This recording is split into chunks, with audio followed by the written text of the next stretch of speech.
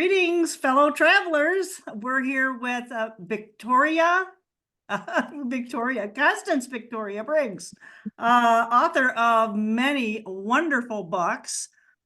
She is a researcher, public speaker on galactic history, cosmic mysteries, UFOs, extraterrestrials. I don't know if I can talk this fast, Constance.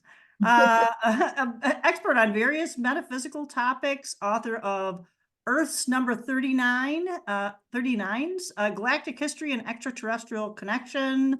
I mean, the list just goes on and on and on. And I don't know where they can get some of these books. I did find some of them on Amazon. A to Z guide with nearly 4,000 entries. And you started a new, is it a Facebook page or? I have a Facebook page, Moon Mysteries, and also Constance Victoria Briggs. Yeah, and I saw the ConstanceVictoriaBriggs.com website too. Are you using that? Yeah, ConstanceVictoriaBriggs.com. You can contact me through that website. Yeah. Okay, and I will be posting all those wonderful links in the description below. So I did send you some of the questions earlier, but I mean, could you kind of maybe give a little intel on what got you interested in not just writing about some of the, I can understand the UFOs and maybe some of the extraterrestrials, but what interested you in like the moon and the Earth? Right. So my entire life, I've been interested in space travel and whether or not we are alone in the universe. And, you know, like a lot of people, I wanted answers to that. So I basically started writing due to that desire for answers. And also when I was writing my metaphysical books, the Encyclopedia of Angels and the Unseen World, you know, some of this stuff just kind of connects, to be honest. And I was getting some interesting stories coming across my desk just from that research. And I thought, you know, this is a part of my passion. You know, I always loved Star Trek. I loved watching Lost in Space when I was a kid. I loved following all of that. So once my kids grew up, I had decided, you know, I'm going to, you know, follow this passion and write some books and tell people what I think about things and, you know, get into the research, so that's basically how I got started. With the moon came first because I found information that was just so amazing. You know, like most people, I thought that the moon was just this dead rock in the sky, you know, years ago. I didn't know that the moon is really a kind of a jumping place. Going on up there. And I came across a book titled Our Mysterious Spaceship Moon. It was written by a ufologist by the name of Don Wilson in the 70s. And he really introduced me to the fact that, you know, the moon is an active place. His little book was fascinating.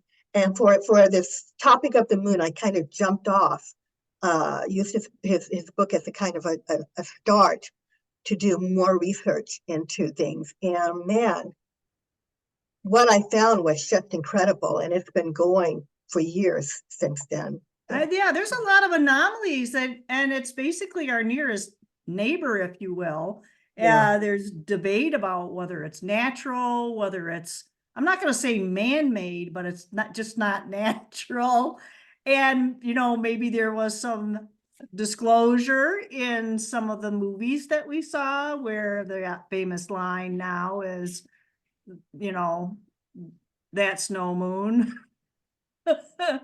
you know, line. So, I mean, I think a lot of people just from those little bits and pieces over the years are really starting to ask a lot of those questions about what is it?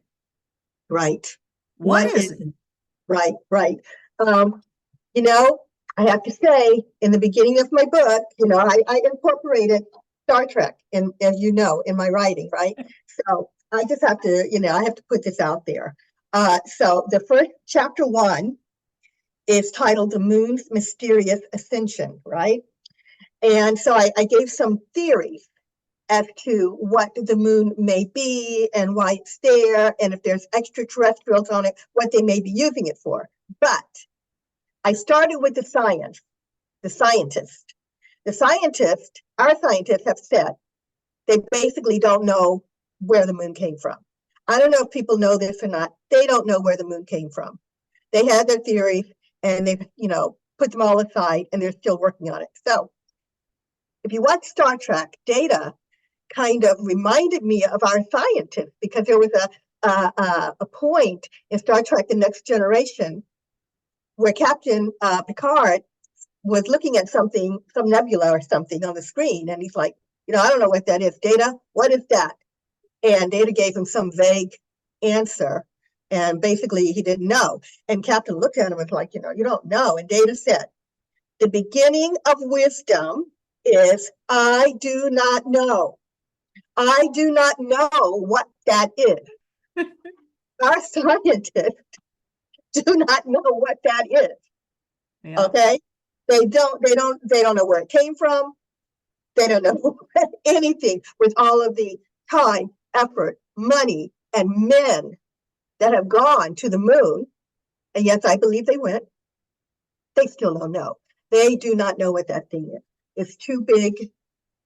It's to have been captured, by the Earth, according to Isaac Asimov, which, was a science writer and a science fiction writer and a science writer.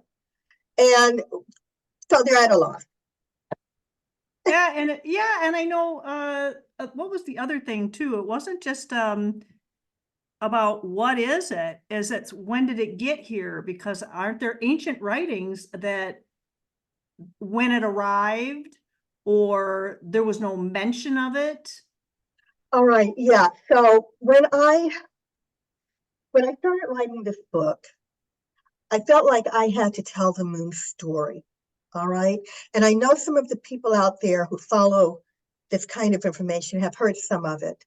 But I think I brought in some information that was new for people, and that, was that, like you're saying, the moon, there was a time where there was no moon in the sky. So if you go back all the way to the beginning of our history, all right, you think that you know it, and you think that we have the answers. But according to history, there was a time when there was no moon in the sky, and that Venus was the brightest planetary object seen. Venus was the only thing that was remotely lighting the sky up at night. All right.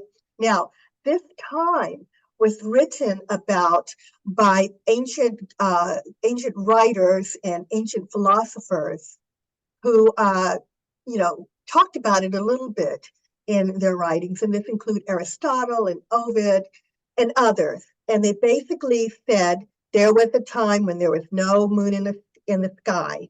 Ovid said that this time occurred before the belief in Jupiter.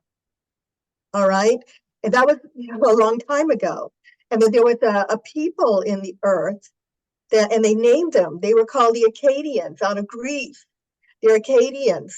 They did not have a moon in the sky when these ancient people were there. And they said the Akkadians at the time were not cultured. They ran wild. They were wild people. And then suddenly, a while later, there was the moon. So where did it come from? So I just want to say also really quick that if you look in the book, you can see the names of all of these ancient writers, and they're people that we admire, and they're people that we've used their teachings. And so if we're going to believe some of the things that the ancient philosophers told us, then you can't just discount that they said there was no moon in the sky. I know people would like to say, oh, that can't be true, that can't be true, but that's what they said. And with that, we need to take it a little serious. We need to take it seriously and think about it. So if you move forward a little bit in this story of the moon, a little bit in history, we find writings that talk about it even more. So there was what we call the Sun Gate of Bolivia. This gate is a a big structure, a monolith that is standing in Bolivia. It was a part of a astronomy teaching area. And, the city, of course, has gone to ruin, but this is still standing. And the symbols on this stone gate or stone doorway, you could call it also, talks about the moon. It talks about the moon coming in. All right. And they don't know where it came from, but they talk about it coming in. And when it did, it caused problems in the earth. It caused storms and what have you, from the pull of the moon, the gravity of the moon.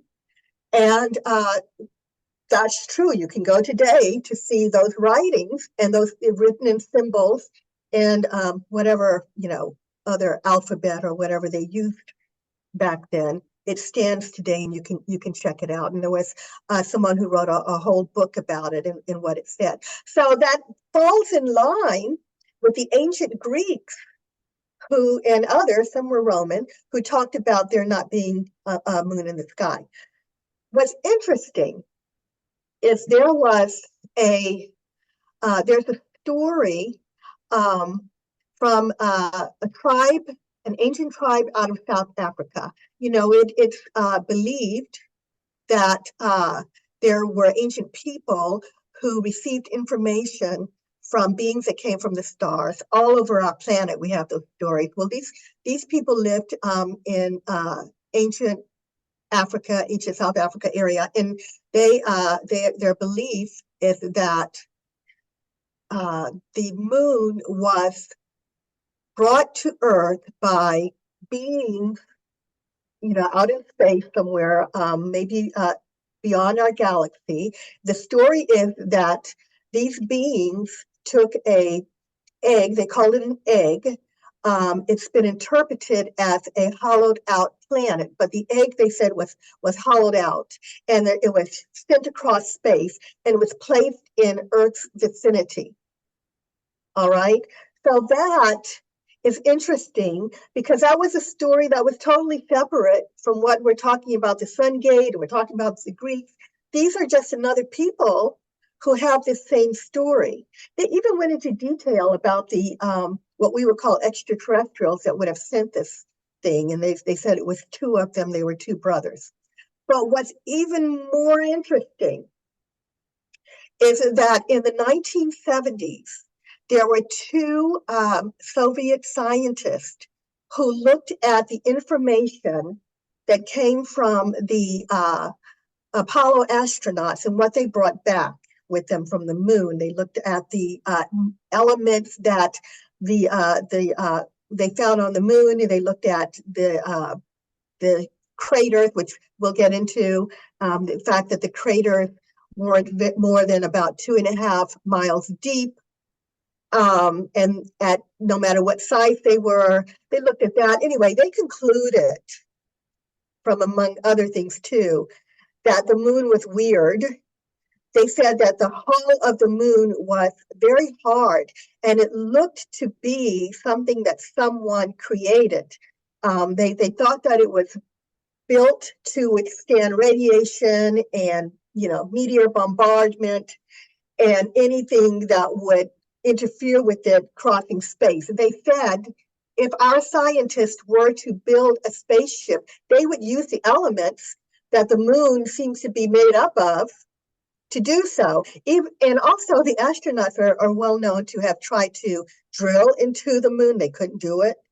The thing is hard, in a nutshell. It's tough. And I think that yes, I did.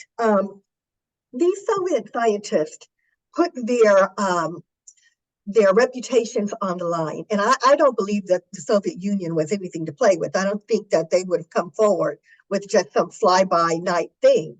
They thought this out and they put it out there.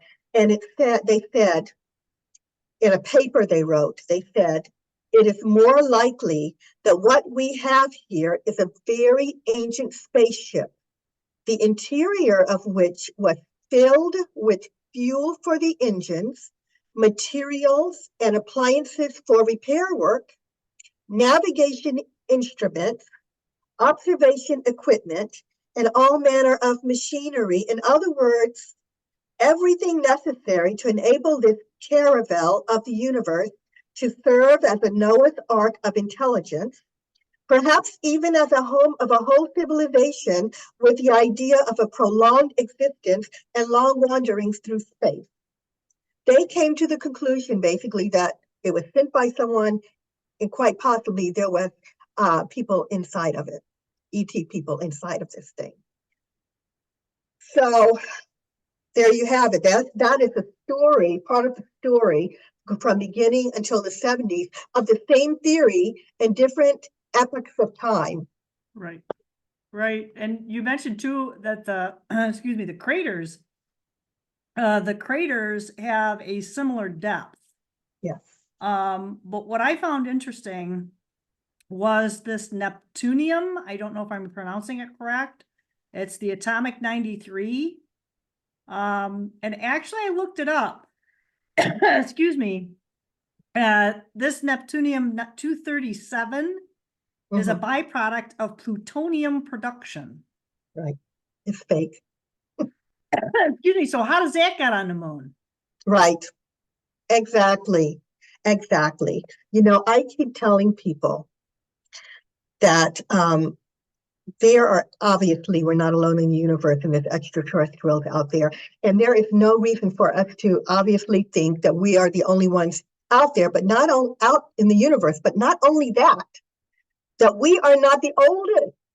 All right. There could be extraterrestrials that are hundreds or thousands or millions of years advanced than we are, that have the ability to create a megastructure out of elements that we use here and elsewhere, elements we've never seen on Earth.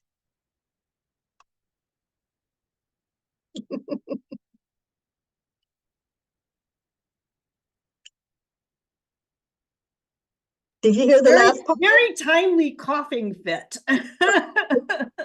Sorry. No, Are you're you good. okay? No, Yeah. but I'm sorry.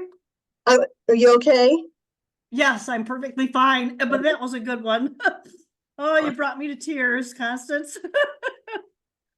But yeah, so it could have been, I was saying it could have been extraterrestrials, obviously, that are more advanced than we are, that would have the ability to create a megastructure of this sort. Yeah, oh, absolutely. And you know, it's not just the anomaly of the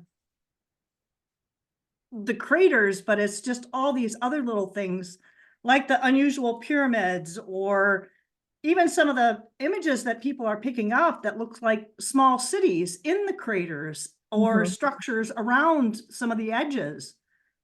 So, and I had a conversation actually with somebody earlier today when we talked about, why do we always see the same face of the moon? It doesn't rotate. It's not like something that rotates. It's just kind of there. Like it was placed there purposely for us not to see the other side for whatever reason. Right, exactly. And even you talked about too, about the possible mining. So they might, obviously, they're probably not mining the exterior, but the interior, but the face of the moon, it's like the moon's getting like plastic surgery or something. Yes. Because it's changing. There's so much to unpack here. So first of all, it appears that whomever is on the moon is using both the interior and the exterior. All right. Because even our Apollo astronauts talked about seeing what they call lighted, what looked like lighted domes on the surface of the moon. It looked like there's some sort of energy source beneath the surface of the moon. They talked about that. So someone appears to be down there, just like the Soviet scientists suspected.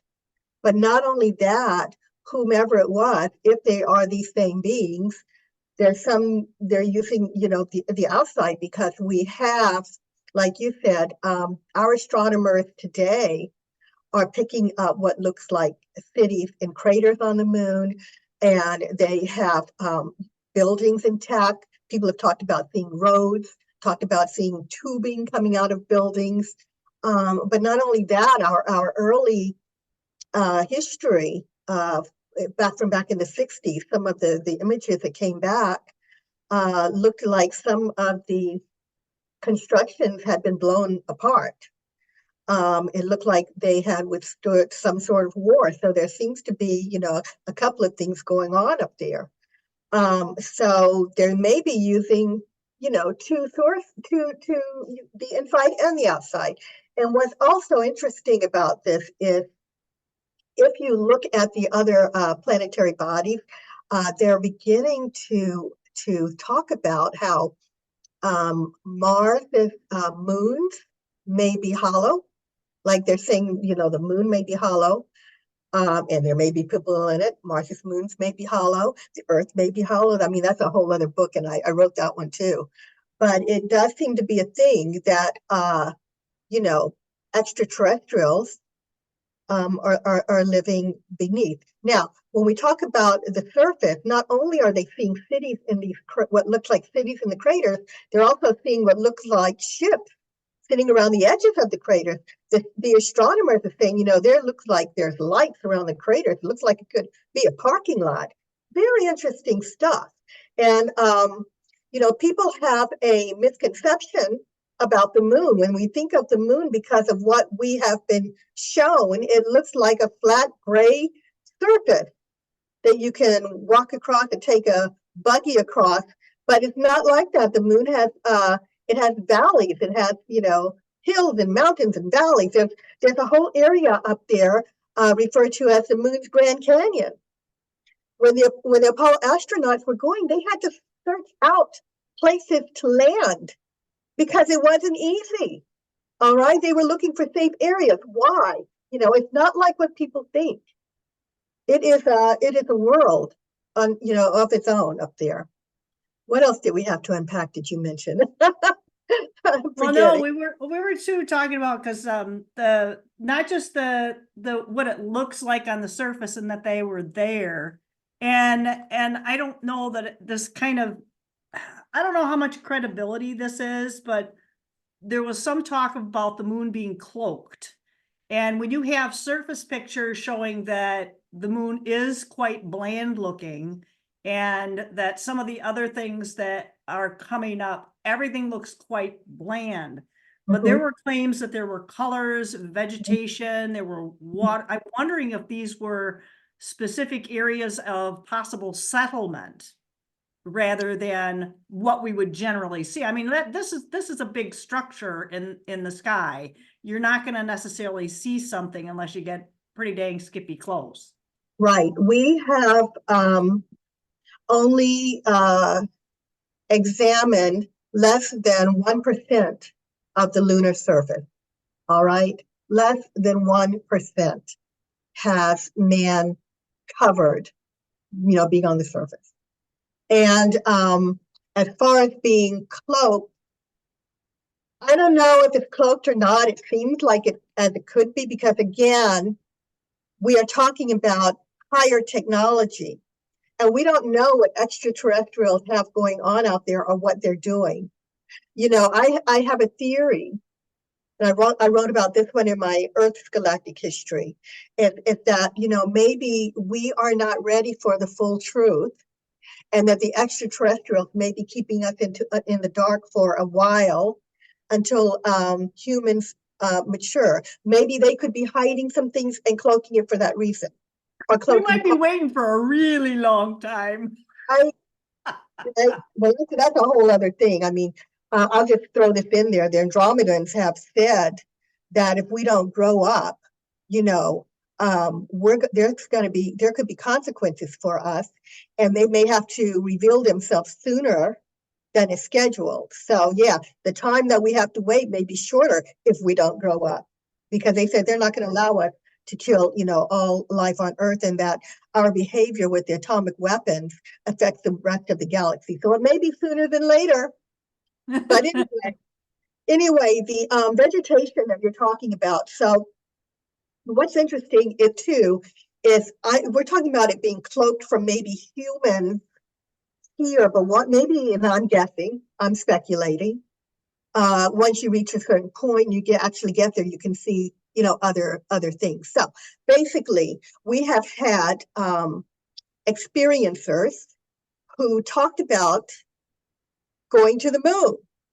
As wild and far-fetched as that sounds, it is something that appears to be going on. We don't have mass contact with extraterrestrials, but there are people who claim that they have had contact and they have written in ships. And some of these people went close to the moon, and one of them went to the surface. And what they have said, and one of them, Alex Collier, was giving information by a group, the Andromeda, and they talked about the moon having vegetation and water and inhabitation, things that we can't see here, or maybe things that we weren't allowed to see yet. And then the experiencers that travel to the moon have concurred. They've said the same things. They said there's vegetation on the moon. And the one of the astronauts, I confuse them. I admit sometimes I get the names mixed up. I think it was Alan Bean, started painting after he retired. And he started painting pictures of the moon. And he put in color in those paintings. Now, why would he do that? He was trying to convey to people what he saw, and he painted the moon with color. The moon, guys, apparently it's full of color. We just, for whatever reason, can't see it. But that's coming from someone who walked on the moon. All right. So there's a lot apparently that may be hidden from us. It could be due to a cloaking. Who knows? I think that the information about space and extraterrestrials are so important that we have to cover all of these things and talk about them. I think we should be having, I don't know, Zoom meetings or town hall meetings, just discussing it. I get tired of being the only one to talk about it because I need ideas to bounce off sometimes. Yeah, no, seriously. I mean, there's a lot of things that you can kind of pull off the moon that's just different. That even basic stuff. I remember talking to somebody, it's like, if you put something out in the sun, it gets hot. You lay something out. I don't care. I have a 3-season porch. Gets a lot of sun, all enclosed, and there's no heat out there other than what it gets from the sun. That sun heats up that room. I bet you it was 50 degrees out there today, even though it didn't get much above like 35. So it was toasty warm in there. I could sit out there and have a nice time. But tonight, it's going to be pretty cold. But when the moon comes out and you put something out in the moonlight, it actually drops the temperature. Mhm, mhm. It doesn't raise the temperature, even though it has that moonlight. You put it in the shadow and it will raise the temperature if it's out of the shadow of the moon. So I thought that was absolutely fascinating. And it's like, okay, well, what does that mean? Yeah. So Yeah. I have no idea. I mean, and that's a pretty easy one for people to test at home. What is that thing? Yeah.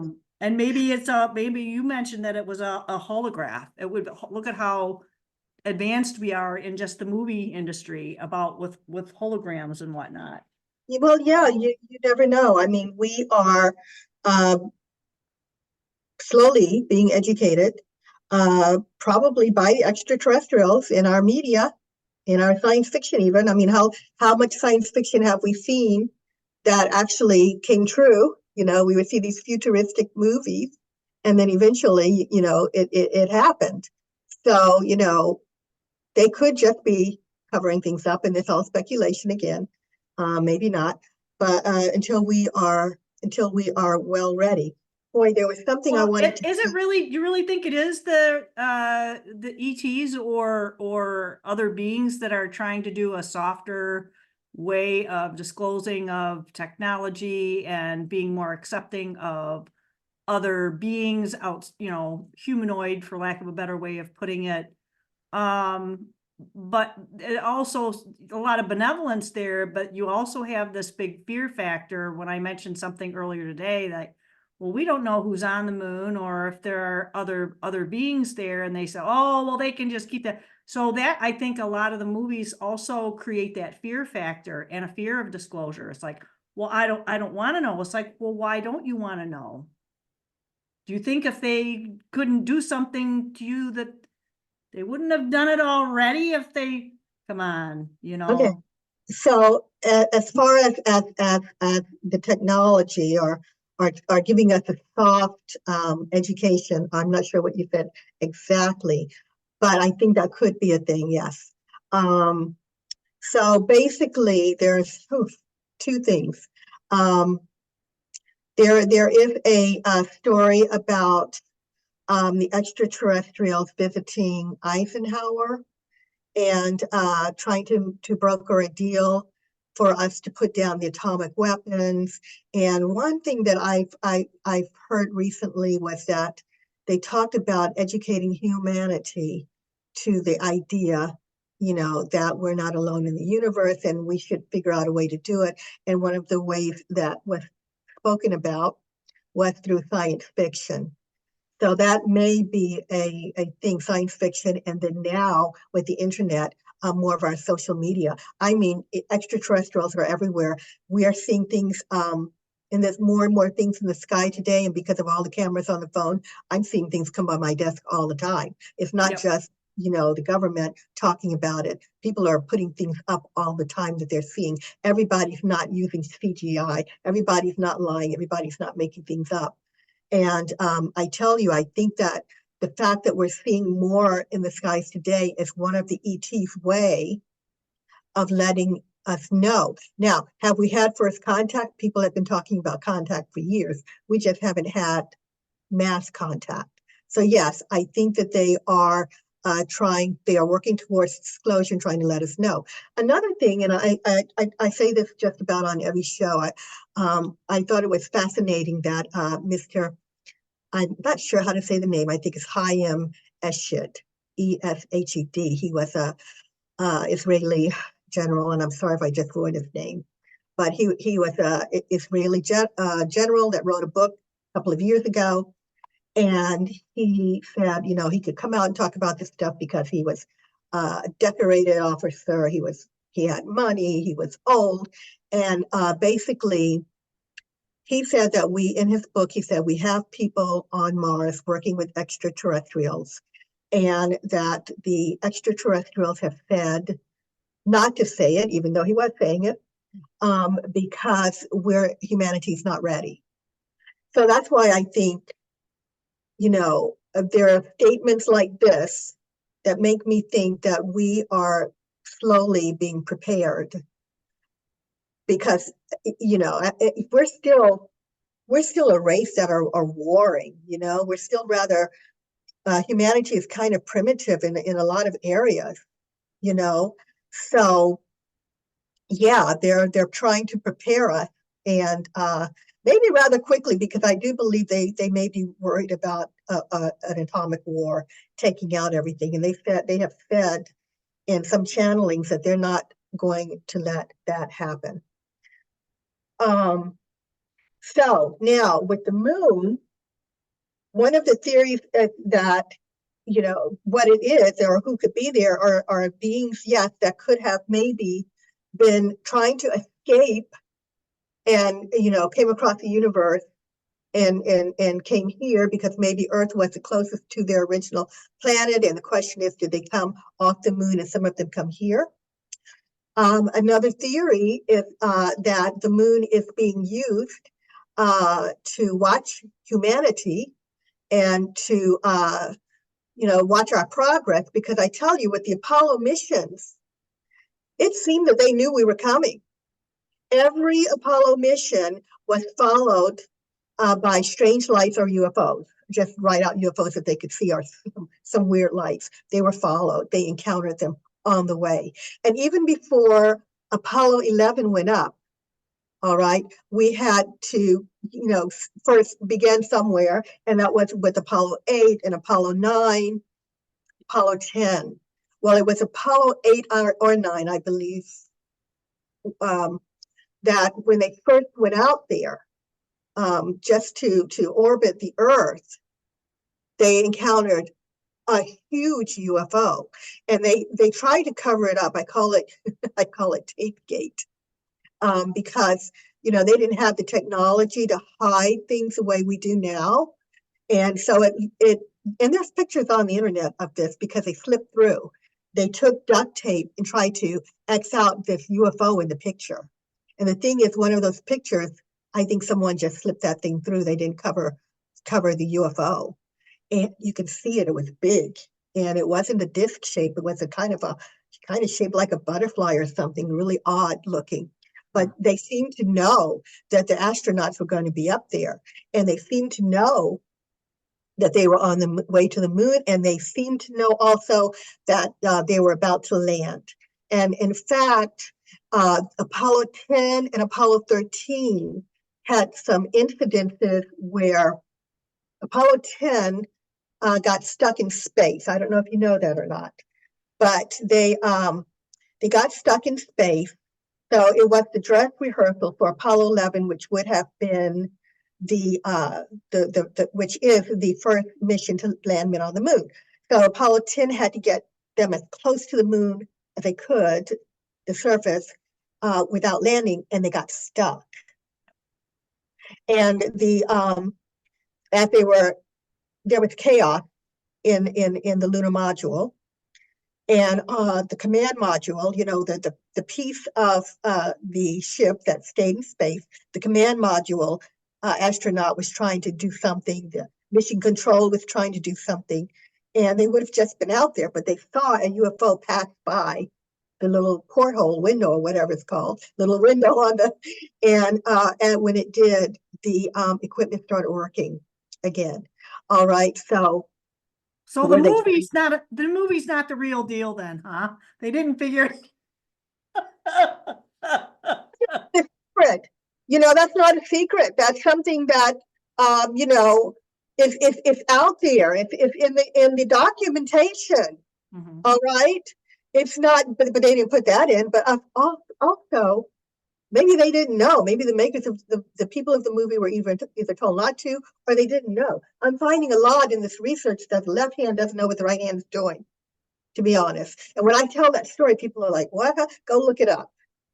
It's out there. There's a lot of stuff out there. You think everything was covered up about the moon landing? It wasn't. I've written 2 books, and it's all not from the Apollo mission, but there's quite a number of interesting stories. If people think it was a conspiracy, but man, if that thing was a hoax, they've got thousands of documents, thousands of pictures that haven't been hidden. They've got stories from astronauts. I mean, it would be quite a hoax. It just goes on and on and on. All right. So my point to all of that was, if there's someone on the moon that is watching humanity because they knew they were coming, all right, and also after they landed, after Apollo mission landed, they saw, the story is they saw ships sitting on the crater where they landed, and that those eventually they took off. And one theory was that the extraterrestrials were waiting for them, and they wanted to see if they were going to land safely. Isn't that interesting? Huh. That's what someone wrote who was watching the missions. He had worked for NASA, and he wrote in his book that it looked like the extraterrestrials were trying to see if they landed safely, because Apollo 10 didn't, had a problem, and Apollo 13 had a problem. And even though it is not official, there is a story that says that they were helped by extraterrestrials to get back.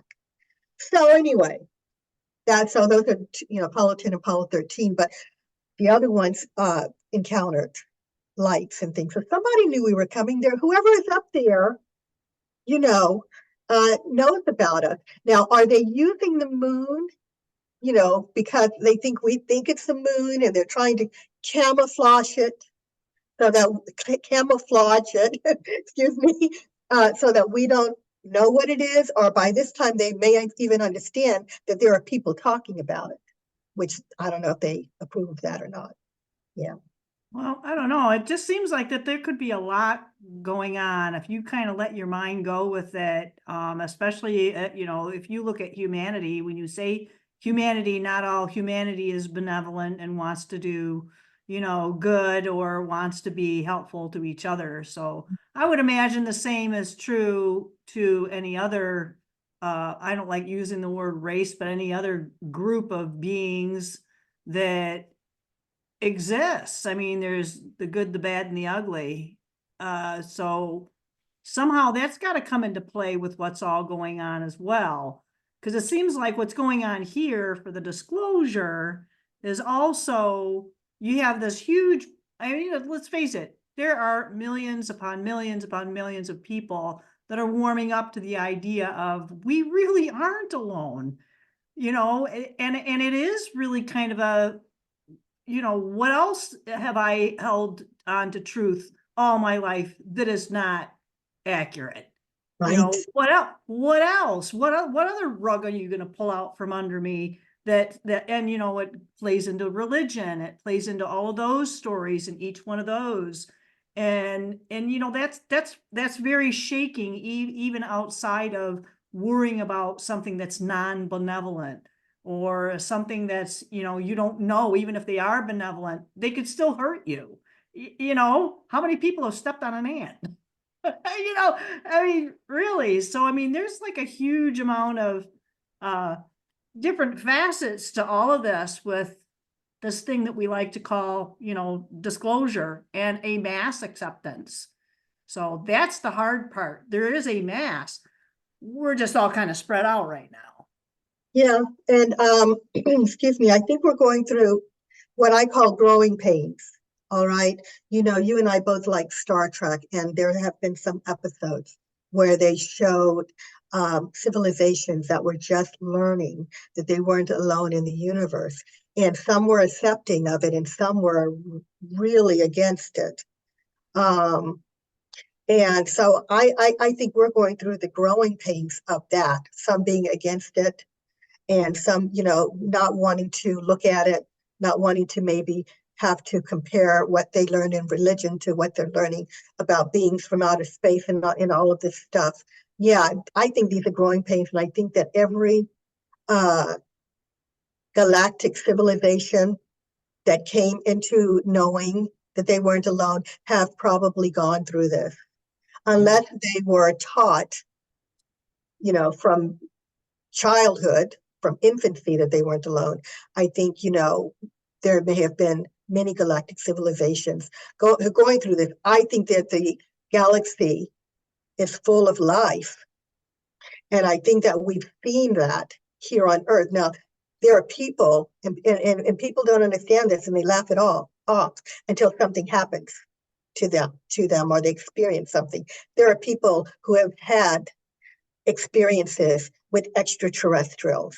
There are people that have seen ships land. One of our Gordon Cooper, one of our prominent astronauts, saw a ship land. All right, and he went to Congress with this stuff. With what with not with the stuff like in a bad way, with his stories and with his paperwork, and he said, we're not alone. There are people who have had those kinds of experiences. There are people, like I said before, that are seeing things on the moon. They're seeing lights, buildings. They're seeing ships above the moon.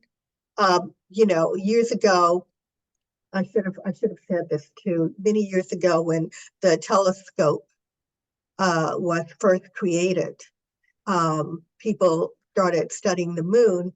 The astronomers were studying the moon, and they believed it was scientific fact that the moon was inhabited because they were seeing movement up there. They were seeing, things moving across the surface. When I say things, there was one of them who thought they were seeing some animal or some kind of large insect moving across the surface of the moon. They saw what they called stars and lights above the surface, on the surface, different shapes, different colors, different geometric shapes. They saw these lights during the lunar eclipse. They were everywhere. They weren't thinking UFOs. They said stars or lights. Okay. Today, we would say they're UFOs. What they were seeing wasn't stars and lights just buzzing around. They were seeing some kind of ship moving around up there. And it was scientific fact that it was inhabited. It wasn't until the modern day scientists came and they looked at it and they said, well, nothing can live on the moon. It's too hot, then it's too cold. It's just, nothing can be there. But who are we to say? Excuse me, I want to say they said that without explaining all the commotion going on up there. By the way, they never explained what it was then. And who are we to say what can live somewhere and what can't? When we are very limited, we are limited in our technology. There are advanced beings that could wear, I don't know, some kind of spacesuit and be on the moon. Who knows? All right. Who knows what they're capable of? If you've got ships and flying around the moon, then obviously they're very advanced beings. So I forgot where I was going. When I'm thinking about this, there's just so much information, and there's just so much to think about. Yeah, and you mentioned before that there's probably a cooperative, if there is any kind of cooperative, with a select few who are there, not have been there, but are there. And if it's habitable, they're there. They're doing whatever it is, whether it's manufacturing or mining or any of that kind of stuff. Right. I know where I was going. I was going to say that the moon could be sort of its own country on its own. It could have people there, ETs there with their own culture, their own government, their own way of living. We can't say that the moon is ours. We don't own the moon. And it just boggles my mind that we think we do. There was what, I don't know what year it was. They sent 2009, was it? They sent a bomb to the moon and said they're trying to find water. They already found water. That was an excuse. The story is that they had seen something on the moon and they didn't want, I don't know, another country to find it, and they were bombing some building or something. That's another story. But whatever it was, we bombed the moon. All right. And, I was saying one time, we said that our scientists said in the 60s that the moon is hollow and that it rang like a bell. Well, of course, it reverberated. It didn't really ring. But can you imagine if there are ETs in there and you were like, slapping the moon or something? I'm just sitting there thinking about, it's like the beings up there are going, all right, who left the toys out with the kids? They're going to put their finger in the socket. Right. And then they're saying, we were warned. There's a story. We were warned off the moon. Have you heard that story? We were warned off the moon. We were warned. Oh, we were warned off the moon. And then you have to, if that's a true story, then can you imagine why? why? Bombing it, leaving trash. We've got tons of trash that was left up there from the Apollo missions. I don't know if people even think about it. All right. Yeah. So can you imagine? Yeah, maybe they don't want us up there. But anyway, it could be its own country if the moon did come across the universe with beings in it, and it could be more than one kind of being. We have no idea. That we have, there have been a couple of times where there were lights flashing from the moon, flashing towards Earth, that some said resembled something close to Morse code, they thought. And, what was that about? The thought was maybe someone was trying to contact us to let us know they're up there. Were they trying to contact us when those lights were blinking like that? Or was there someone, was there a cry for help? Who knows what's going on up there? So it's all really interesting stuff. The disclosure, when we have disclosure or what we consider first contact, I think that we will get the information as to what really is happening there. I think that there are beings in the universe somewhere out there that can tell us who we are, why we're here, where we came from. That was my Galactic Earth book, but also what's going on with the moon. The other thing is the other theory as to why the moon is there was to help Earth in the first place. The fact that Earth needed stabilizing and life could thrive even better if we did have the moon, and that it may have been placed there to create our own kind of Garden of Eden. Once things settled after this moon came in the storm, the calendar changed, the length of days changed. Our scientists have said that, we couldn't live on Earth without the moon, but there have been, at least, in my research, I found, scientists have said that's not exactly true. There could have been, and it obviously was, something going on here, some people here, when this happened. So, and also, it's pointing out that Mars doesn't have a big moon. Mars's moons are tiny. They look like little potatoes. Big enough maybe to fly to and live on, but nothing like our moon. But Mars isn't bouncing all around, without having a huge moon to stabilize it. And so, it may have been brought here for several reasons. One reason, a couple of reasons. One of them may have been to help the Earth. But I want to tell you a story, okay? Since we're on the subject of Star Trek, I've got to tell you my Star Trek story. I tell it on every podcast. So Gene Roddenberry is the creator of Star Trek, and you may have heard this already. It's my favorite thing. So Gene Roddenberry. You got to spread the word. You got to spread the word. Gene Roddenberry is known to have been sitting in on channeling sessions with a woman who said that she was channeling extraterrestrials. All right.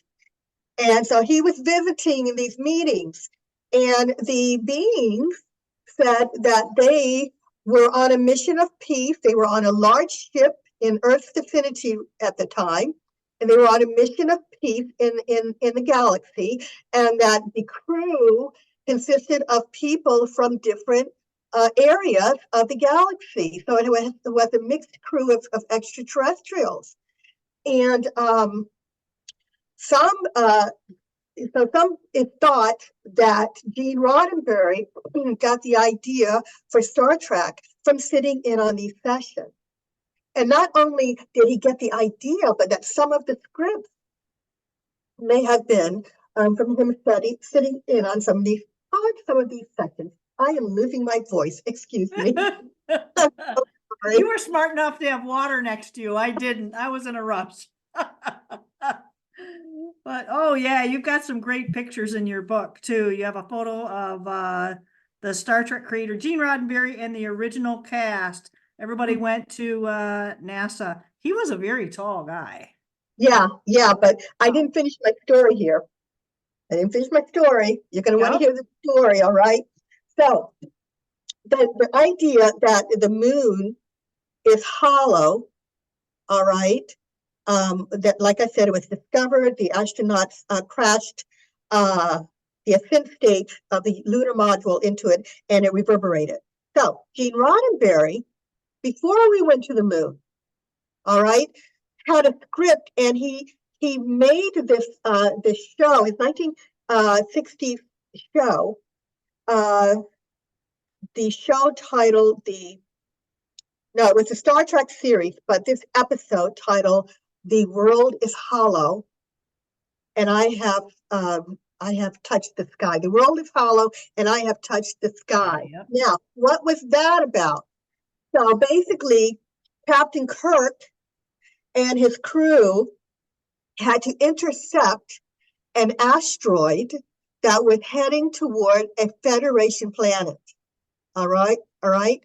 So they had to beam over to this thing, and they did. They beamed over to this asteroid. It looked like a regular rock in the sky, like the moon. Wasn't as pretty. Wasn't even round. It looked like it was dark gray, blah, blah, blah. Anyway, they beam over to this thing. What's the first thing they see when they get there? Structures. All right. Then what do? They meet inhabitants that take them to the inside of the asteroid. On the inside of the asteroid is a whole civilization of people that have been traveling through space. All right. And they're on their way to a planet because what happened, I believe that their sun exploded. They had to escape. And so they had some notice because they created this ship. The ship looked like an asteroid, and it was designed that way so that I guess other beings out there wouldn't know that this was a civilization. All right, does that sound familiar? Oh, yeah. It sounds like the moon. And this was before, all right, before Apollo 11 went up. So there was already the idea planted. And I don't know if this was planted on purpose through the channeling sessions, that there could be planetary bodies traveling across the universe that are hollow, that are carrying a whole civilization. This civilization in the show was a generation civilization. There have been generations that have lived and died because they had to go all these miles, across the universe. It took years and years and years. Isn't that interesting? Yeah, that's fascinating. I bet you he did, along with all the other guys, and I think I've said it many times, not necessarily in the public ear, but if we think we're the smartest thing out there since sliced bread, I think we got another thing coming. And if there are other beings out there, they definitely have a higher technology, more efficient technology than we can even comprehend at this point. Even in today, where it was not too long ago, I had seen images. I couldn't even tell you where I saw them, probably on some social media site somewhere, where there was a seam on the moon. But they will still say that it's a natural structure. And oh, look at all the pock marks, it all looks natural. But that moon face changes slow enough that from, like you say, generation to generation, they're not necessarily going to remember any of that. And I think that that's the idea, is that's the idea of how they are able to keep us ignorant, not necessarily dumb or dumbed down, but ignorant. And the programming is definitely there. But so many of us are so ready. You're right. I think you're right about that. That's a way of keeping us in the dark until we are ready. Maybe that's part of the reason we haven't been back out there yet. We keep trying and things keep happening. Some of the probes, that the rovers and things that they're sending up are crashing, or not crashing, but being deactivated. Sometimes it looks like, maybe it's because we're not ready. But here's what's also very interesting. You were talking about benevolent versus malevolent beings. It appears that not only are we being watched, but we may also be protected because there have been asteroids that were heading towards Earth that have look like they've been shifted, purposely shifted. There have been nuclear weaponry here that have been disabled. And not before people saw plenty of UFOs flying around the installations. UFOs are very well known to be around military installations, kind of checking them out, seeing what they're seeing what we're doing. When one of the Apollo missions went up, there were 2 UFOs right close to the Saturn V, one on each side. So they're out there and they're watching us, and it may be that they're protecting us. Now, why would they have to protect us if there were only benevolent beings out there, right? It's not just asteroids. It could be some others that, would like to have a crack at Earth. I mean, Earth may be hot real estate, right? We don't know. If I don't know. I kind of think they think we are dumb and they're afraid we're going to push the wrong button. I don't know. I don't know. I don't know, man. I really, I don't have, maybe I just don't have enough faith in humanity to just kind of like do the right thing and smarten up, So I could totally see them doing a protection to protect us from those less favored in humanity's best interest. But I mean, somehow they must be getting in. I don't know, because when you have somebody who, Excuse me. oh, here's another thing too, where you're talking about some people don't, this kind of takes it in a different subject, Mhm. that we kind of touched on a little bit earlier was, some people didn't believe that we went to the moon Yeah, and that it was all a farce. yeah, So I think that there was some dubious camera thingies going on, and there are a couple of anomalies that you could kind of say, yeah, it's kind of weird.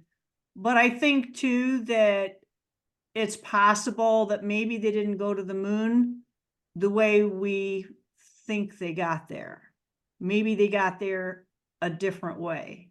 Because we all know they might be wormholes or portals, or, I don't know, because, people will take this in a different direction. I think that they're there.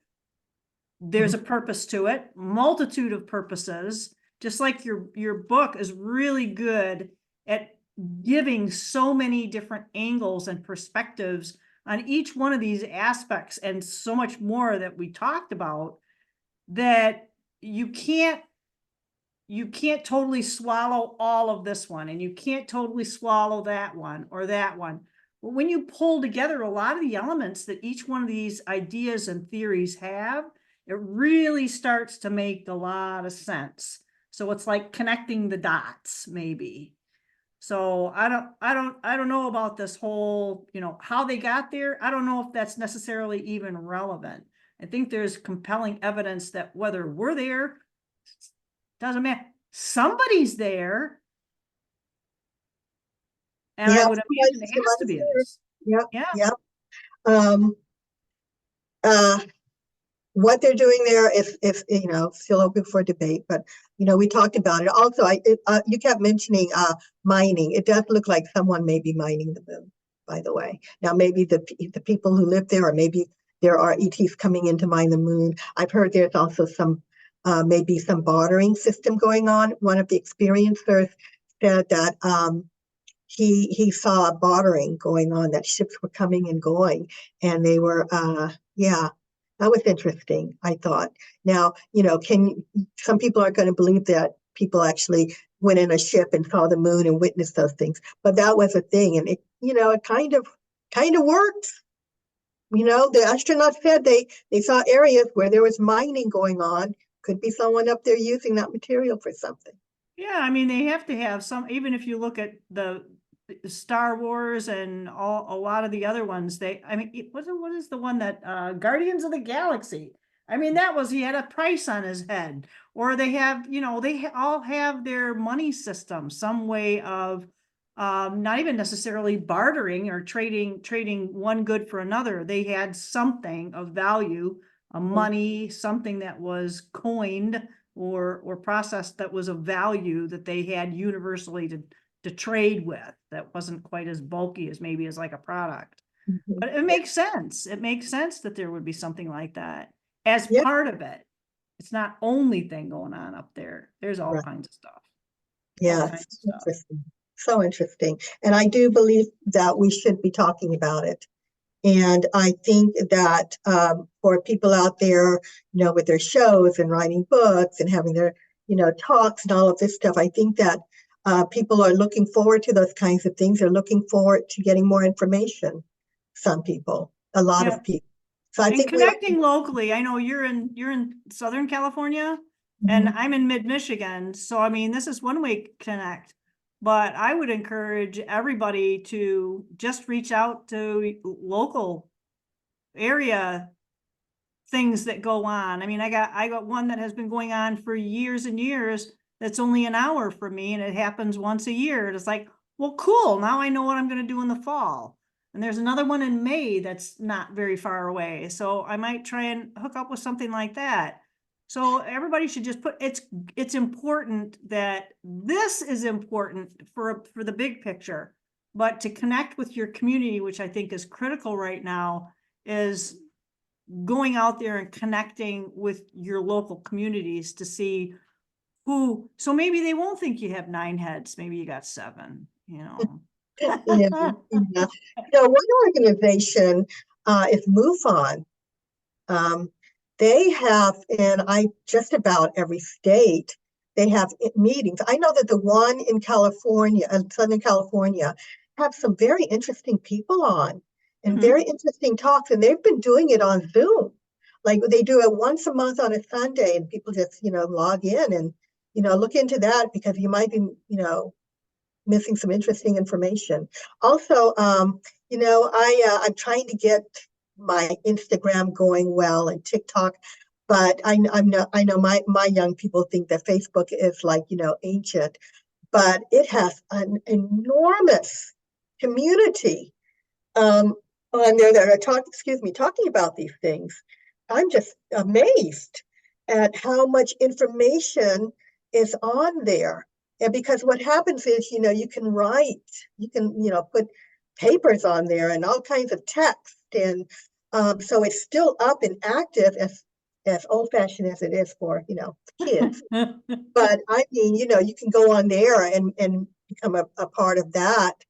Look for some interesting UFO groups on there, full of information. But Instagram and TikTok have a lot of people, putting up UFO videos and stuff too. So it's good to be there as well. So just ways to connect. Absolutely. Really important to connect. Anything else you'd like to add before we close? Excuse me, I'm going to disappear for a second.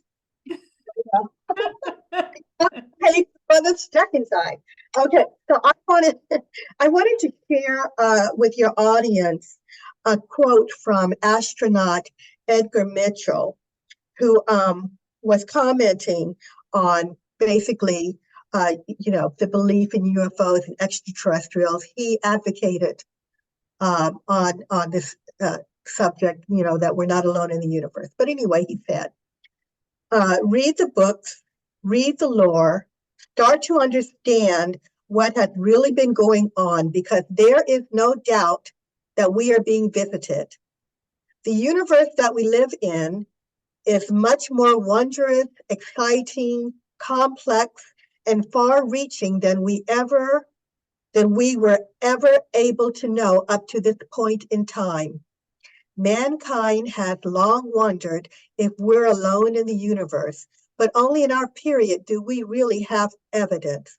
No, we're not alone. That's a quote. So he said, read the books, read the lore, do your research.